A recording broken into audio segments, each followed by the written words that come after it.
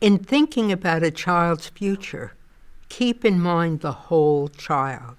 Try to see beyond the glaring misspellings, bad penmanship, and awkward typos, and look at her ability to reason, connect the dots, ask out-of-the-box questions, and create highly imaginative stories, characters, and games. If you or her teachers limit your vision to the superficial, you will restrict her opportunities and relegate your child to a lesser life than she deserves.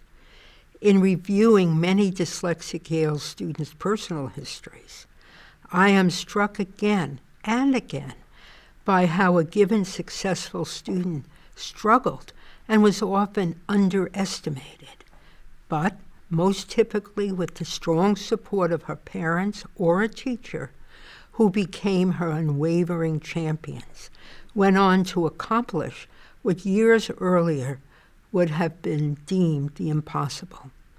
Don't underestimate your child's ability.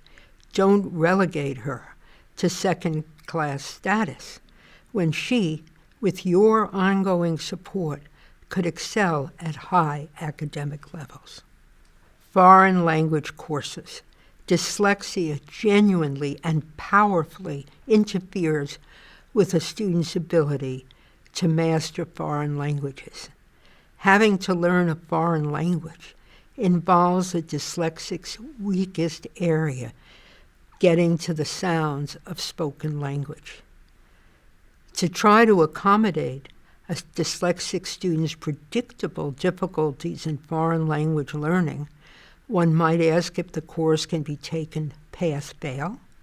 If this is not the case, I would strongly recommend requesting a partial waiver of the foreign language requirement in favor of taking a course in the culture or history of a country that does not speak English. While this accommodation is becoming more common in colleges, high schools, for the most part, are still lagging behind. Hopefully, this will change in the near future. To sum up, when considering academic planning, none of us has a crystal ball to guess our child's or student's future. In thinking about a child's potential, what we can do and should do, however, is not give credence to misleading and superficial clues and ignore more powerful but often less visible clues. Here I am referring to a child's ability to think, to reason, to generate great ideas. As children, economist Diane Swonk and financier Charles Schwab were not linear but more abstract thinkers, a rare and enviable ability which may be lost on many, including parents and teachers. Don't underestimate your child or his or her future possibilities. Aim high. Have confidence in your son or daughter. Convey that belief and make sure that any academic paths are not prematurely closed off in high school. Beware of well-meaning schools and faculty who may prematurely lower expectations and move children to a less challenging and ultimately less rewarding pathway. Instead, share with your child the stories of the many successful adults who also struggled early on in school and who, through belief in themselves, hard work, and persistence, were able to gain confidence in themselves and go on to realize their dream.